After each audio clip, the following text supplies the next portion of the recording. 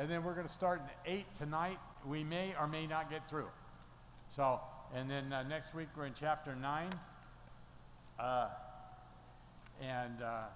As we're learning these things. And so, chapter 7, just kind of give you a review of that because of what happened, is that with Daniel chapter 7, it says, Luke 21, Jerusalem shall be trodden down of the Gentiles until the times of the Gentiles be fulfilled. And that starts at Nebuchadnezzar and ends when Jesus comes back, okay? Not the rapture, okay, but when he comes back, okay? And we'll all be there when he comes back. That's obvious, no matter what your pre-trib is. If you think it's, I think the rapture happens, and then you have the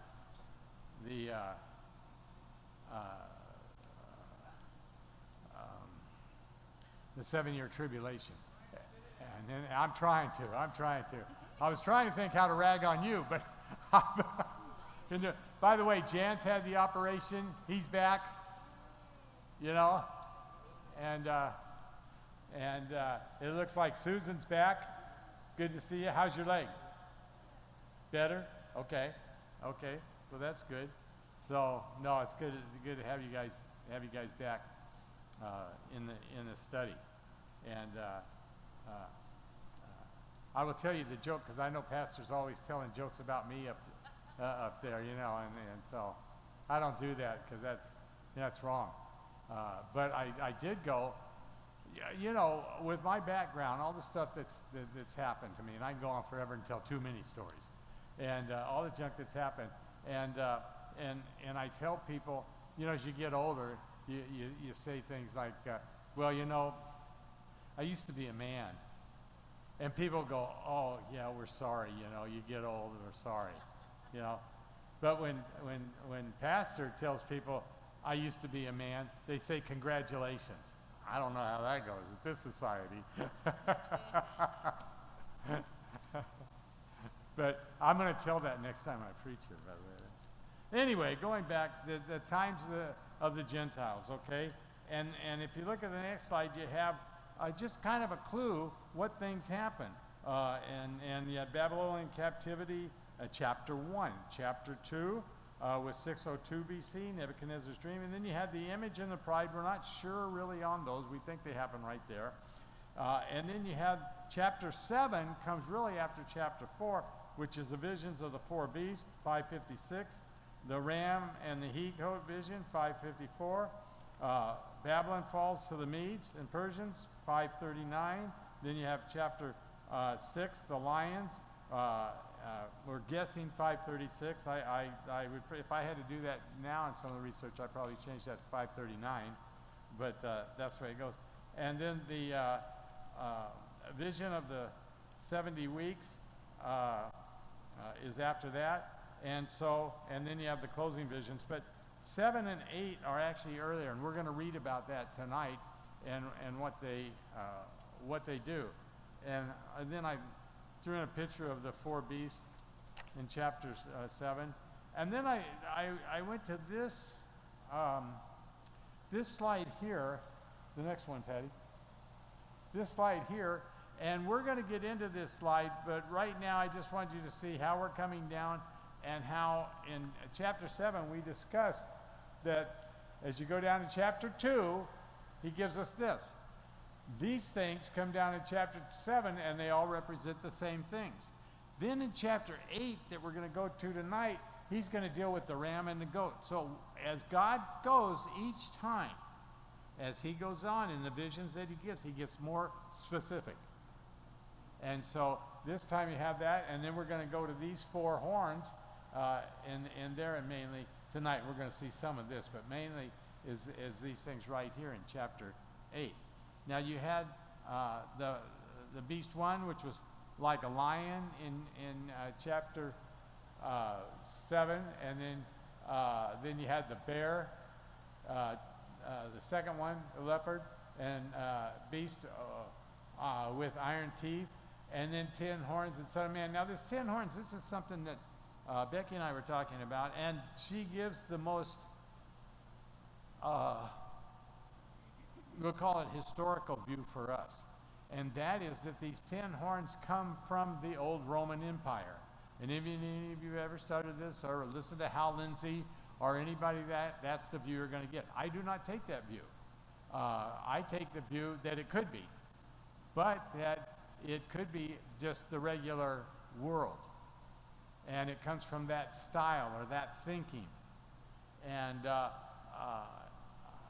reason I think that, and I may be cheating on this a little bit, but the reason I think that is because of the shape of the world today. And so I kind of look at that and go, well, you know, it could be. But I don't think it comes from the old Roman Empire, even though it has clay and iron on those feet. But I think what it says is there's some strong parts and there's some very weak parts.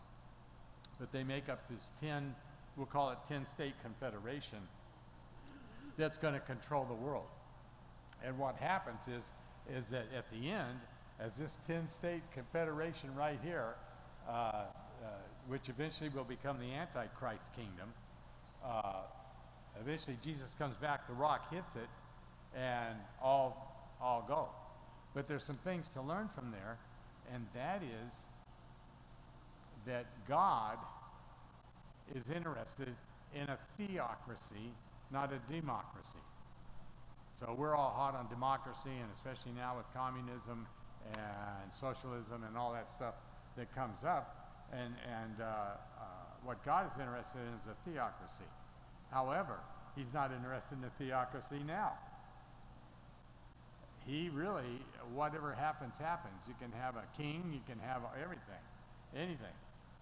God says, look, it's going to work this way, and I set him up, and I'll do away with him, and all of that stuff according to Daniel chapter 2. And so you have that, and I think sometimes we all say, no, we want God in charge, we want a theocracy. Without Christ coming back, a theocracy won't work. And if you want an idea on how bad that is, it's not really a theocracy, it's more of a Satanocracy in Iran. But that's what you had there that started that, was this idea of they think of it as a theocracy. By the way, back in the kitchen, in the refrigerator on the left side as you face it, there's some water. Feel free to grab it, they're cold, and we got it because we want you to have some water and not have to bring it. There's coffee too. Okay, Patty Phil. Go, Don, go. No. No, at 116, I'll take water.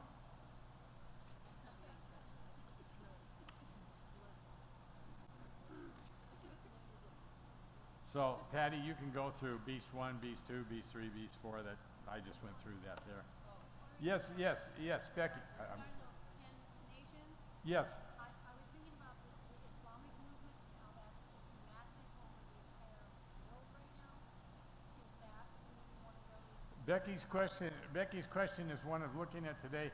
Could the Islamic movement feed into those 10 toes of the 2 feet? Okay, absolutely. Yeah, absolutely, it could be involved in that. And in fact, is that going to be involved? On my view, I think yes, it is, because I think on 9/11 that kicked open the front door to the end times, and that shows us who the enemy is against Israel, or who will get all the nations to go against them, and that's the Islamic nations. Now, an interesting thing with the Islamic nations, they claim Allah will come back when they cause the whole world to go to war, and he'll come back to cause it. And we claim Christ will come back when the whole world is going to war. And so there you have it. We are taught, no, you love and you do things and let God do his thing. They're taught we can bring our God back. So what they have done is they have taken Allah and made him in their image, where we're made in God's image. And so it's kind of different on that. But absolutely, Becky, Who's in charge there? We don't know. All I know is it's some type of 10-state confederation that's going to, that's going to be in charge of that thing. Yeah, skip all those beast ones. And then on Daniel chapter 7, in verses 9 and 10 and 13 and 14, we run into some things there.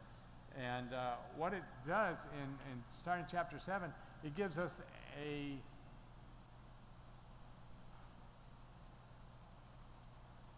view of the Ancient of Days. So it's got the view of the Ancient of Days, and it talks about him. And the Ancient of Days comes up, and the Ancient of Days gives all authority, sovereign power, everlasting dominion, never be destroyed. He gives all that to the Son of Man in verse 13. Now between 13 and 10, so 11 and 12, we got a view of the Antichrist. And we're going to continue with that view. You're going to see how God will tell something, and then this little Antichrist keeps coming up, the little horn, and bugging what's going on. But that's because God's outside of time. So don't think of it as sequential order. It's just God's telling us the story. And so as God gives this authority, sovereign power, everlasting dominion, and never be destroyed, as he gives that to the Son of Man, okay, God gives everything away. Therefore, he's not God. It's that period. That's it. There is no God the Father because he gave everything away. Unless, and this is the only way he can do it, he gives it to himself. So the Son of Man is God. That's the whole idea of this whole thing. We see this again in Revelation chapter 4 and 5. You see the same picture, okay? And so, it's a great thing. So God is still God, and does this. And this is the deal, and it proves that the Messiah is God. That's what that whole thing does. And so that's basically the important parts there in Daniel chapter 7. So is there any questions on 7? Because I know if you watch YouTube, you may have gotten a little mixed up. But that's, yeah.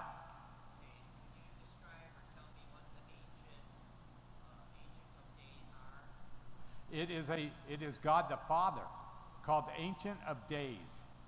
It's not a time period. It's not a time period. You don't have to look at Jan. He doesn't know. Yeah. Did you see that? She had to say, "Is that right, Jan? Is that right?" Yeah. Yeah. Yeah. And I'm mid-trib, so take that.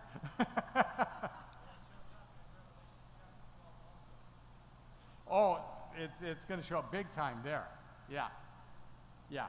And so, but that's Ancient of Days. Like I say, read Revelation 4, and you got Ancient of Days, same person being God. And we have some differences there. But let me talk about those differences, because people make something about the differences. The differences you have there is, take a bank. This is a bank, okay? I just gave you a square bank, okay? You got a witness at the front door and a witness over here on the side of the bank, okay? Two guys rob the bank. They run out the front door. One of them runs this way, and one of them runs around the side this way, okay? According to the first witness who was out the front door, how many guys robbed the bank? Two. According to the guy who was on the far side, the witness on the far side, how many guys robbed the bank? One. That happens time and time in the Bible, and you get that difference, okay? And so it's if you see any differences there in between Daniel 7 and Revelation 4, you'll see those some of those differences, and some of it God just may show himself different. Remember, God's job is to communicate with us. So when we see these things, we might see, I mean, God the Father can be anything he wants. So you'll see that. But the basic principle is the same. And when you go to chapter 5, you'll see the Son of Man, you'll see the basic principle. He's getting it all. And so that's how that comes out. Okay, now that we've done that, Let me get these straight in case I need them. Let's go to Daniel chapter 8.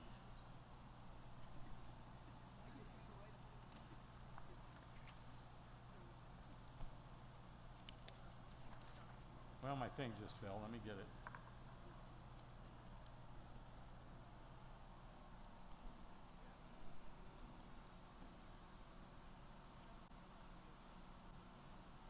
Okay, and like I said in Daniel chapter 8, we're going to talk about the ram, the goat, and the four horns. But to start off with, Daniel says this. In the third year, chapter 1, in the third year of King Belshazzar's reign, I, Daniel, had a vision after the one that had already appeared to me. That's the one in chapter 7. We read about his vision. In my vision, I saw myself in the citadel of Susa in the province of Elam. In the vision, I was beside the Ulai Canal. So he's beside this canal. Now, here's the thing. First of all, it's in the third year of Belshazzar, so Daniel chapter 5 hasn't happened yet because Belshazzar's still alive. And so it's at that time, and around 551 BC, and it's the same guy that's in Daniel chapter 5. And here's the thing, here's the mistake that I find people making, and I don't know if it's me or them, to be honest with you. I, Daniel, had a vision after the one that I had already appeared to me. In my vision, I saw myself in the citadel of Susa. People try to say, oh, he's in Susa doing the king's business. Well, he might be, but he's having a vision that says he had a vision of him there at Susa. So take it for any way you want, and I know that writers take it different ways. Now let me show you, but just in case he's there, so you can see this. Put on the next slide, Patty. Here is Susa, and there's Babylon. Okay, that's about 220, 230 miles that it's from there. Okay. So he's having this vision or whatever. There he is at Susa. And then what's really cool to us right now in this whole thing, okay, go ahead and put on the next one, hon. Is this area right here? That's the Strait of Hormuz. So you see what is happening. You got Susa up there and down there, and so you still see stuff still being fought in that area, and God has, and the point is that God has set this whole thing up, and we're living through it. We don't always realize that, and I mean, if I had my way, if those of you haven't heard, we're in a war with Iran over, and that's part of the problem. Now, I'm a little different, I guess, than well, probably not anybody here, but.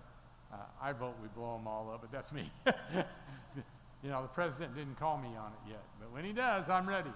But anyway, that's the Strait of Hormuz, and it just gives you an idea of this stuff and how it plays out. Now, in Susa that you look at, it's home of Esther. It's the city of Nehemiah. He's there. The Code of Hammurabi was found there in 1901. How many of you know what the Code of Hammurabi is? Yes, that's what? Many colors. Oh, code. I'm sorry.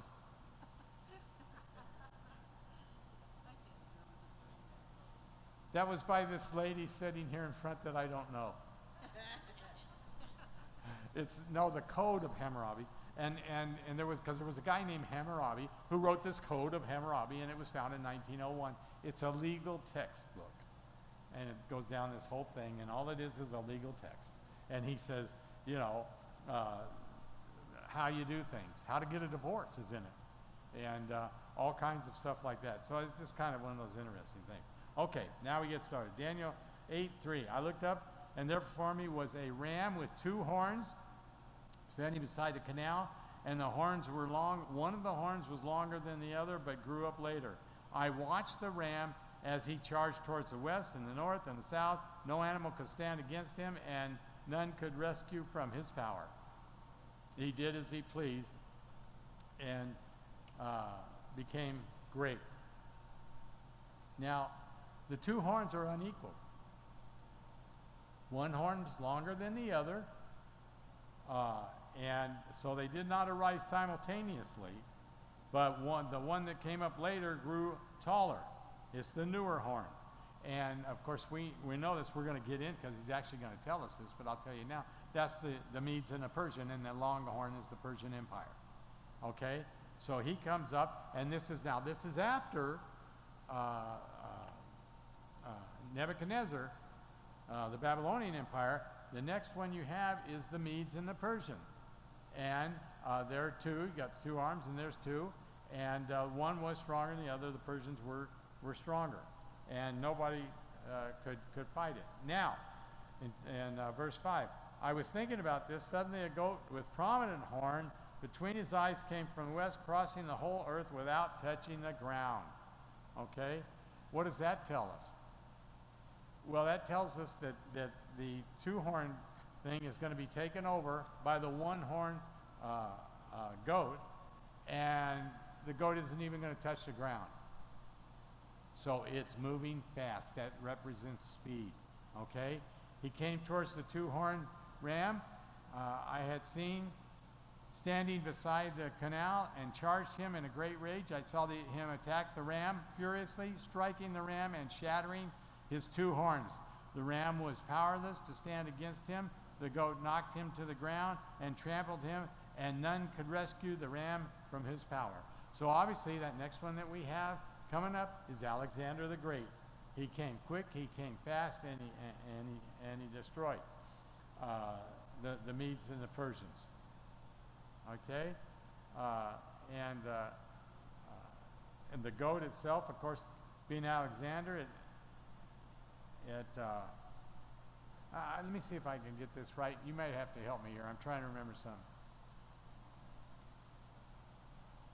I'll have to look it up and make sure I get this right. Plato taught Socrates, and Socrates taught Aristotle. You got that? If I got it right on the thing, you can look it up. Okay? Those three taught each other. Okay? Who did Plato teach? Alexander the Great. So what you say and what you do in philosophy, and you teach philosophy and you keep going, eventually he's going to come up with this leader, whether it's a good leader or a bad leader. Okay? Okay? Who did Hitler get his stuff from? He didn't teach him, but he got it from all of his books. A guy by the name of Nietzsche. And Nietzsche was this great philosopher. And so, now here you go, and then all of a sudden you end up with Hitler. So, and I know some of us, we go, philosophy isn't important, and it's that extremely important. It's what we're fighting now in some of the things. So anyway, he comes up when he's 20, and he assumes the kingship, or the mantle of the father, Philip of Macedon, and 6 years later he conquers the Persian Empire, and by the age of 30 he stretched it all out. He dies at the age of 32, and because he says there's nothing left for him to conquer. So in 12 years he's conquered the whole world, and so he goes to partying and eventually dies of being a drunk there in Babylon. You know, he was brilliant, but you know, and if you kind of go through his thing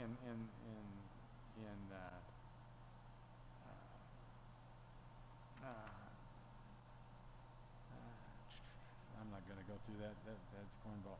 Okay, Daniel chapter 8, verse 8. Let's go to that. The goat became very great, but at the height of his power, his large horn was broken off. That's where he died. Okay, in the height of his power, he dies. And in its place, 4 prominent horns grew up towards the 4 winds of heaven. Now, this takes a few years. It didn't happen overnight that these guys do this, but they finally work it out, and they get this. And they're the 4 generals of Alexander. And these 4 generals named Cassandra, Lysimachus, Seleucus, and Ptolemy took over his area. And I'll give these to you quick, but we'll go through them next week. I'm gonna draw out maps and show you some stuff. But Cassandra took Macedonia and Greece. Lysimachus, or whatever, took most of Asia Minor. Seleucus took Syria, lands to the east, and Ptolemy took Egypt, Cyrene, and that area there. Okay, have I got it up there? Oh, okay, good. Well, I'll draw maps next week. And the reason why it's so important is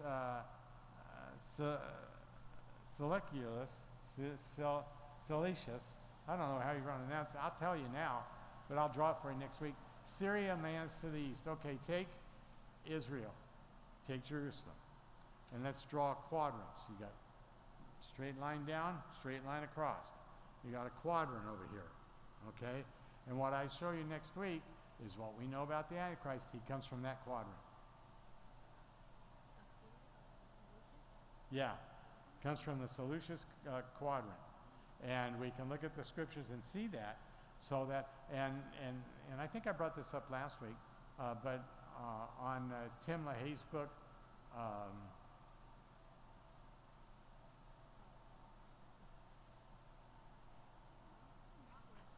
Left Behind.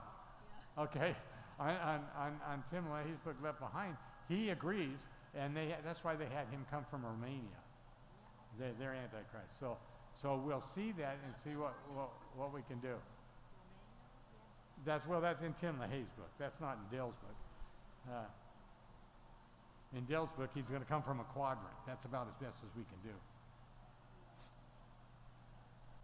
So anyway, now here we are right in the middle of this, where all of this stuff is happening, and God set this whole thing up. Here we come along with this little horn again. God takes a little horn and tells us about this. Out of one of them came another horn, which he started small but grew in power to the south and to the east and towards the beautiful land. It grew until it reached the host of heavens, and it threw some of the starry host down to the earth and trampled on them. Oh my gosh. All of a sudden, looks like we're talking some little horn, and then he's up in heaven throwing things out of heaven. You see how quick God can change, and that's where we've got to be watchful, because that's God outside of time. He says, oh, there's this little horn, and that represents the Antichrist, and by the way, he was up in heaven and threw something. Now we're going, what in the world's going on? Okay? Well, let me read this to you, okay? Isaiah chapter 12, verse 15. Well, actually, just go to Isaiah chapter 12, verse 12. I don't know why I messed that up. How have you fallen from heaven, O morning star?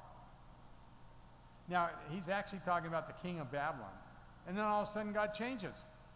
And he says, how have you fallen from heaven, O morning star, son of the dawn? You have been cast down to earth. Well, the king of Babylon was never cast down to earth, so we're talking about someone else.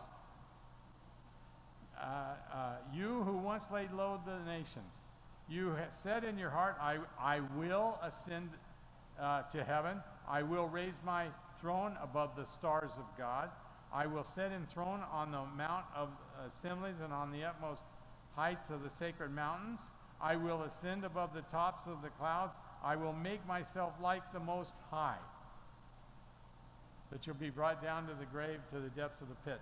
Those 5 I wills there, okay, in Isaiah 12:12 is Satan's speech. Did I get it right? Go ahead, Jen. Did I get the wrong thing? I don't have the wrong thing. That would be wrong. Say that again. Isaiah 12 only goes to 6? Try Isaiah 14:12. I don't know why I wrote that on there. Okay, I'm sorry, Isaiah 14:12. See, I could remember it. I just can't type it.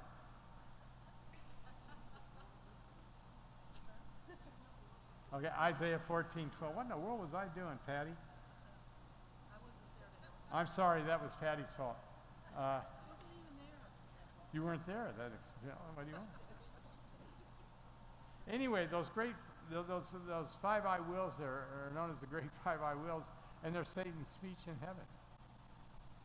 And so this is, did he throw me out? Yeah, Revelation chapter 12, verse 4, if you believe me.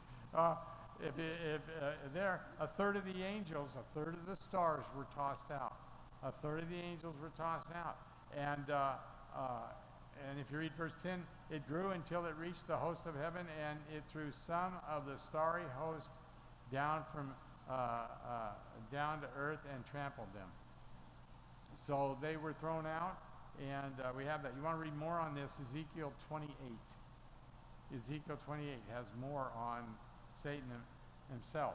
But the little horn now represents this. Now what we see here is we see all of these things kind of meshing together. We see the Antichrist, the little horn, Satan, all meshing together and coming to this thing. And we as humans, if you want, and as we read it, we can't always understand it, and we have to dig through that. And that's the reason you have many different thoughts, and people have a lot of different thoughts. To me, it's simple, and we just do it right there. Now,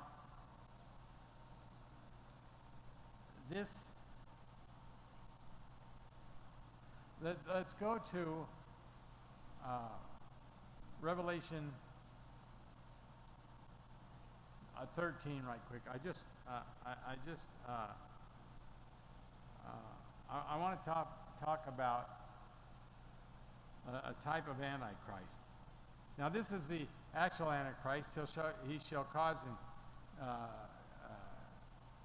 everything to prosper in his hand, magnify himself in his heart. By peace he shall destroy many. He'll stand up against the prince of princes. And we see this. Let's go and read Revelation 12. I'm sorry, starting in verse 13. When the dragon saw that he had been hurled to the earth. Now this is when the dragon, again, Satan, when we see this, okay, he's been hurled to earth, and that's in Revelation chapter 12. Now I want you to understand that, because up until this time, he still has a place in heaven. Is it the place that he once had? No. He just gets to go up there and visit. He goes back and forth. And a lot of people go, well, Satan, he's in hell. No, he's trying to not go to hell. He's in back and forth between earth and heaven. What does that mean? Back and forth between two dimensions. Think of it that way. It's easier for mankind to think of it that way. Okay? Now, Satan's in one place at one time. He is not God. God's everywhere. But he's one place at one time. And it appears that he likes to hang out in Babylon. So, go ahead, say that. In the book of Job, where God asks Satan, where have you been? And he says, oh, I've been walking to and fro, walking around. Yes. Yes, in Job we see him walking back and forth and doing these things. And we think of it as, even in Job, let's say 6,000 years ago or whatever, and we think of that as a long time to God, obviously, and even to the angels and to Satan and those people. 6,000 years is not a long time when you've been around that long, you know. So, but anyway, so the dragon been hurled to earth. He pursued the woman who had given birth to the male son. Again, takes it right out of time, and we have to understand time. Who was the woman? Israel's the woman. She gave birth to a male child. That's Jesus. Okay?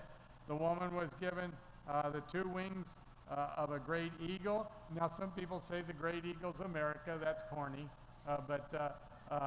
You know, It's saying that the two wings of a great eagle, she moves fast, is what it's saying. Okay? So that she might fly to a place prepared for her in the desert. What's the name of that place? Petra. Petra. We think Petra. You know, if you get a chance, look it up. It's Petra, Petra. And so, a place prepared for her in the desert where she would be taken care of for time, times, and half a time. Okay, 42 months, according to the scriptures that we read now about times. What is it, 1,260 days? 3.5 years. And that's how long she's taken care of, which is how long that he takes the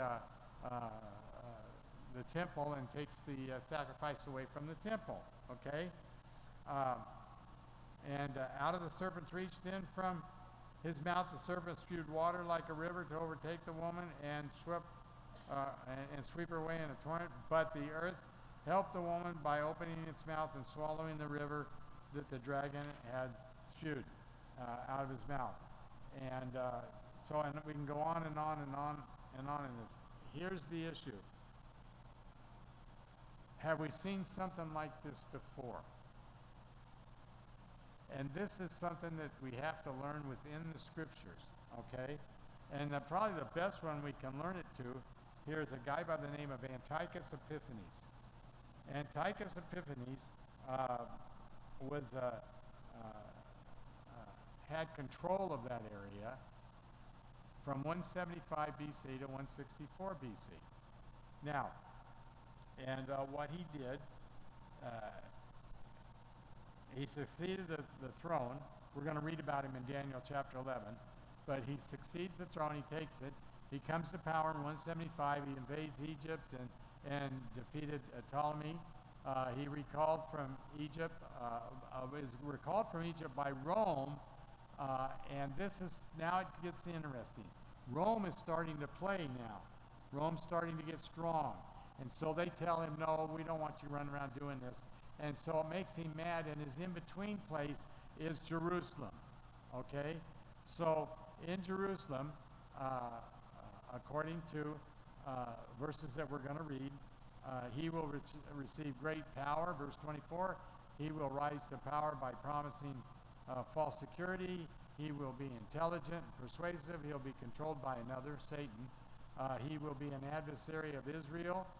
And he will rise in opposition to the Prince of Princes, Lord Jesus Christ. He will rule, will be terminated by divine judgment. His rule will. Now, take this and let's figure out what Antiochus did. Antiochus Epiphanes wanted to destroy the Jews.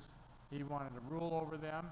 He wanted to do all these things, and he wanted the temple. And so he took the temple, and in the Holy of Holies, he placed, right at the beginning there, he placed a statue of Zeus.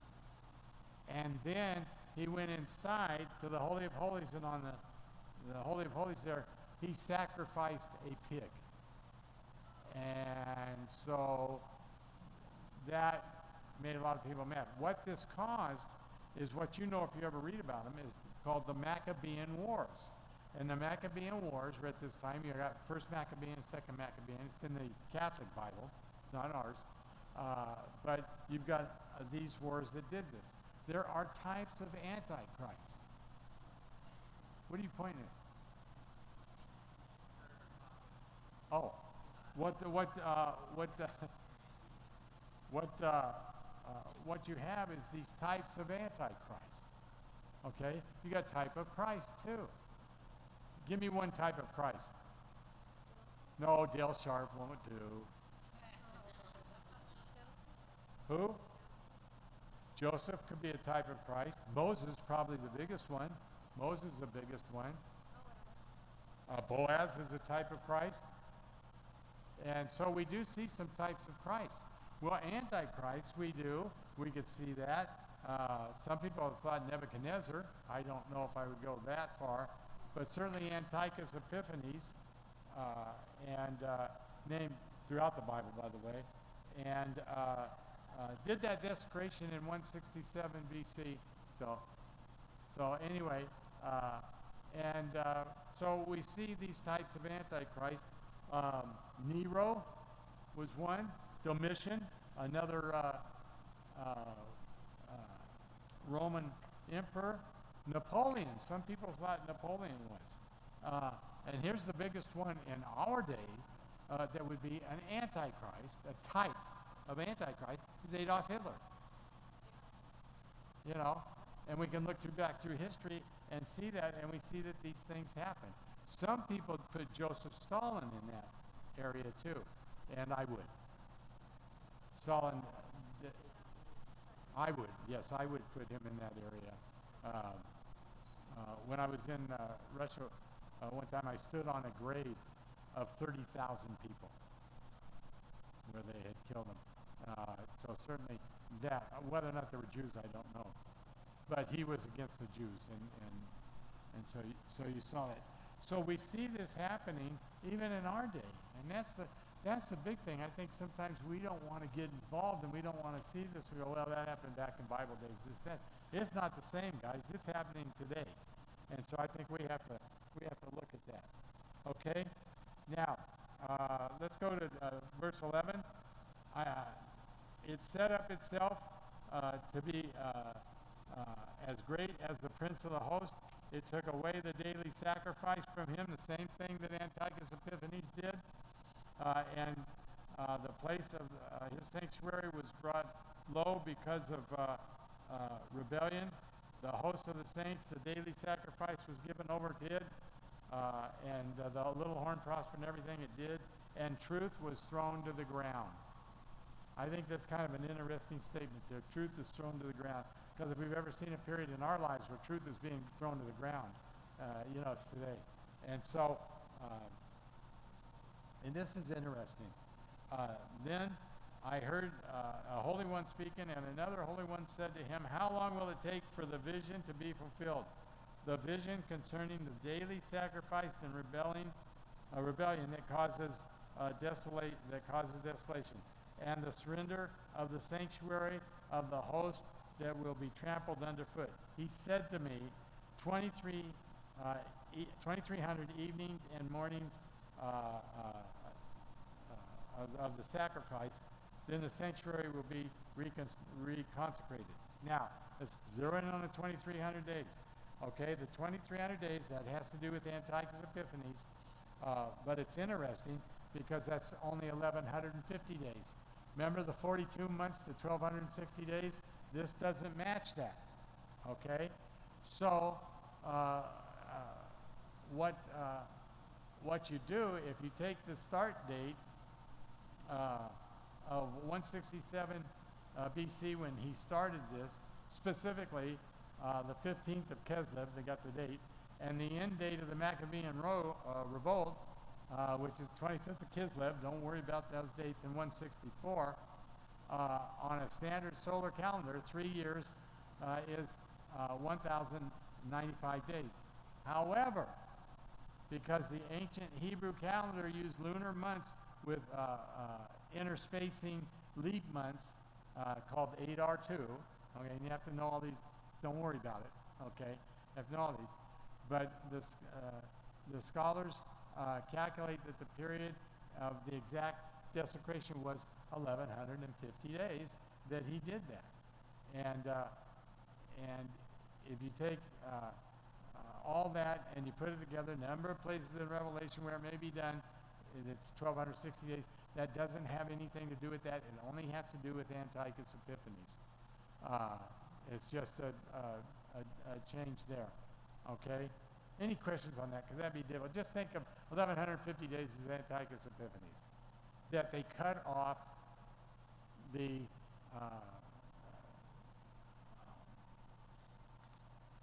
sacrifices in the temple. Okay? And that's kind of a pain to pick up, but I did want to run it by you. Okay? With the Antichrist, it'll be 1,260 days. 3.5 years, 42 months. We're told that time and time again. So that will. Then in verse 15, when I, Daniel, was watching the vision and trying to understand, there before me stood one who looked like a man, and I heard a voice from the Ulai, the canal that he's by, calling, Gabriel, tell this man the meaning of the vision. Okay? And verse 17, and he came near the place where I was standing. I was terrified and fell prostrate. Son of man, he said to me, understand that the vision concerns, and look at the chart, one of the things I gave you there, the time of the end.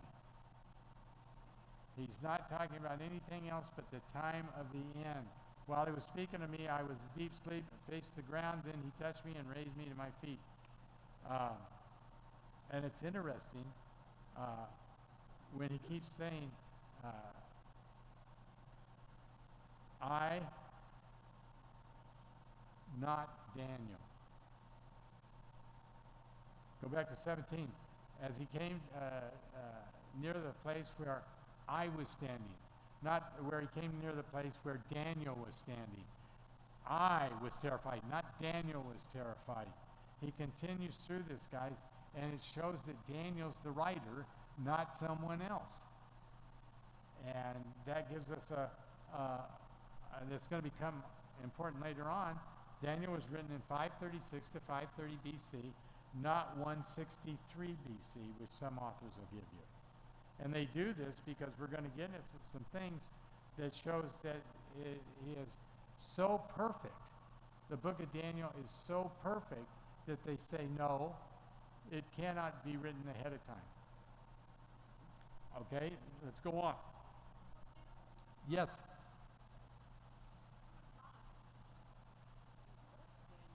Who's I? That's Daniel. He's saying I. Yeah, when you talk to me, and I think Seinfeld did a thing on this, but I don't say, Dill wants water. I say, I want water. It's the way it's written. In other words, in some cases he says I, Daniel, 9 of them, but he also uses the term I. Okay? Okay? Does that make sense to you? Yeah, I. Just like you and I would talk.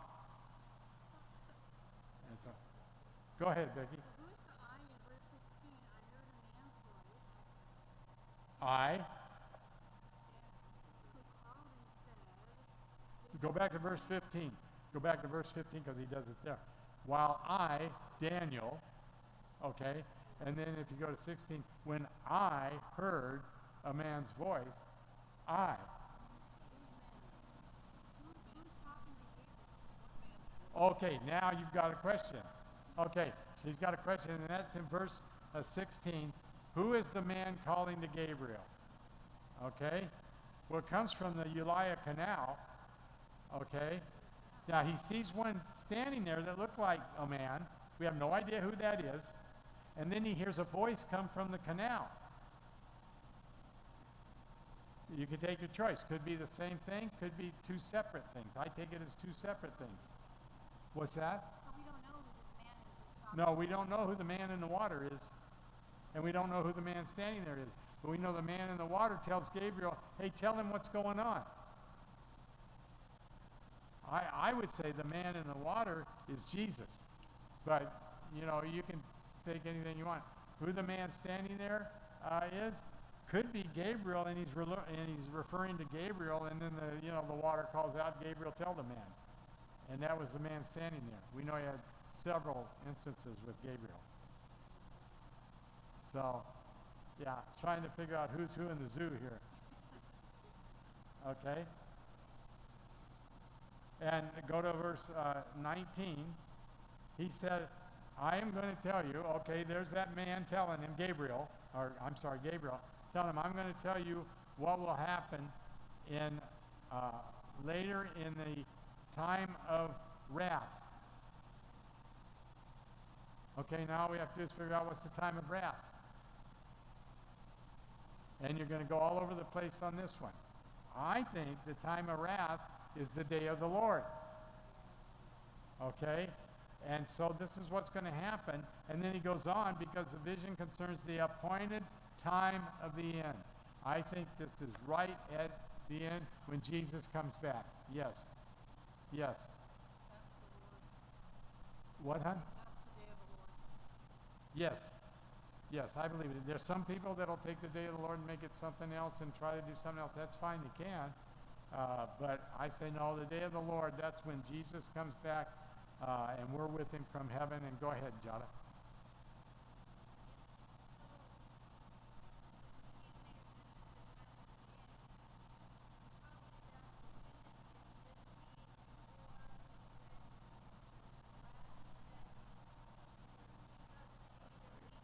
Can you come around here? I can't hear you. I can't hear you. And I want to get this right for you.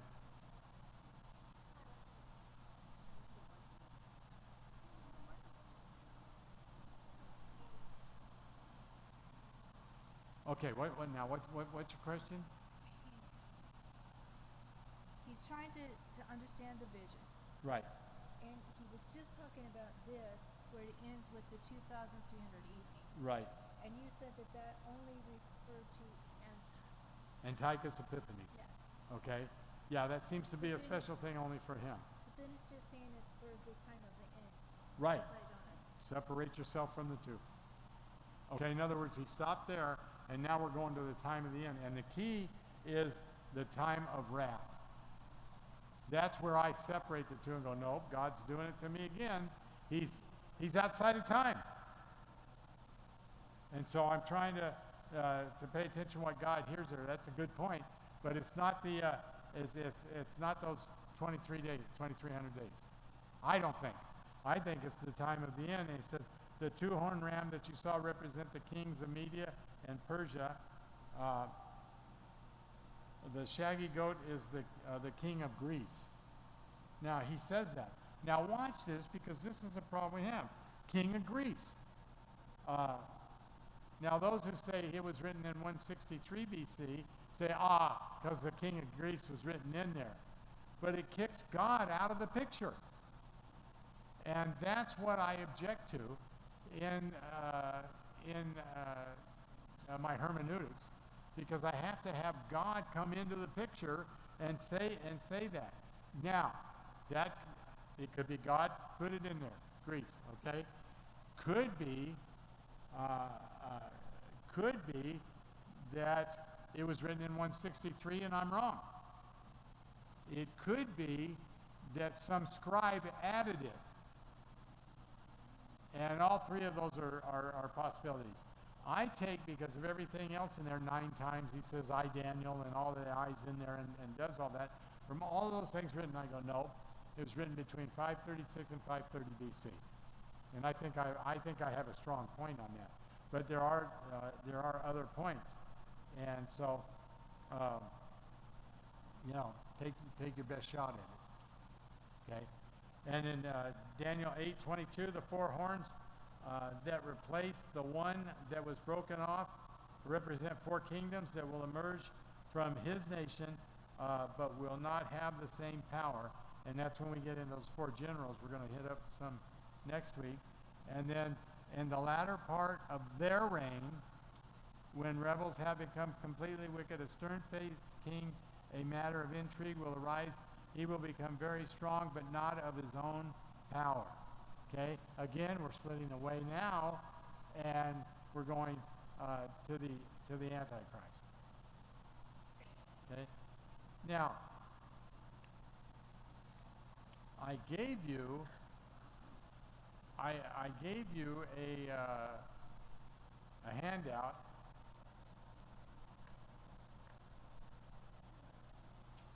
Hand me one, huh? No, the other one.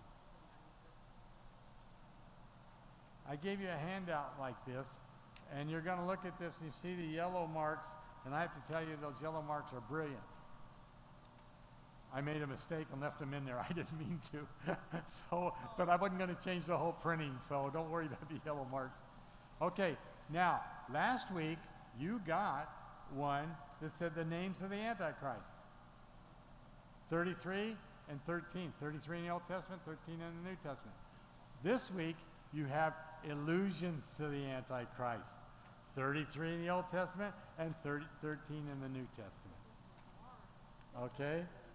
And so you want to look them up, play with it, hang it on your refrigerator, that's up to you. But these are all the things that we know And you may not agree with all these. I understand that. But it's all the things that we know about the Antichrist. We know a lot about this character. Then we read in the Old Testament that if the time hadn't come shorter, if we hadn't known, even the elect would have not understood who he was. That's how good this person is. Okay? And so, Patty, can you put this slide back up? Go backwards.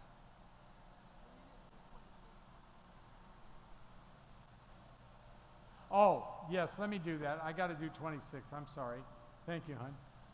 Because I want to get this up. The vision of the evenings and the mornings has been, that has been given you is true. But seal up the vision, for it concerns the distant future. Take your choice, Jada. It could be, I take it as the distant future, going to the time of the end, okay? But since it says it that way, you can take it that way. Yeah, either way. Yeah, yeah. And you've got people that'll do both. I take it as going to the distant future. You got the use of the term distant future. Of course, that's still a couple hundred years if Daniel thinks that's distant future. Yeah. Yeah, good stuff. Okay, go back to that one, hon.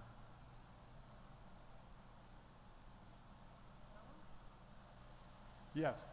This chapter gets into a lot of other stuff, and I didn't want to keep going and going and going. We could do a week on this chapter alone. But I just wanted to show you this, okay? It deals with the ram, the goat, and those four guys. That's all you have to remember about chapter 8. Because in chapter 9, we're going to get into it more. And in chapter 9, we're even going to show you that we can know exactly on our calendar. And again, there's people that'll go, well, I don't agree with that, and that's fine. That's fine. Some writers don't. But we're learning more and more about this. And I'm going to show you the exact day that Jesus went to the cross. And you can do that with Daniel chapter 9. Now, some people say, well, you're playing with numbers there. Yes, I am. I am. But I can. And that's why, and I'll explain what that means then. So, any questions on this? This is kind of a difficult chapter. You guys decide what you think. Father, we thank you for today and for all the wonderful things that you do for us. You have blessed us so much. And you have been just great. And Lord, teach us. Show us things. Let us go through these things. Let us dig out your truths in your word. We thank you for it in Jesus' name. Amen.